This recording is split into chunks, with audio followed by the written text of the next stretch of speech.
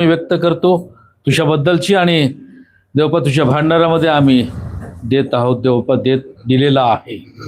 तुझे आभार मानतो अधिकाधिक देण्यासाठी तू आम्हाला सहाय्य आणि मदत कर.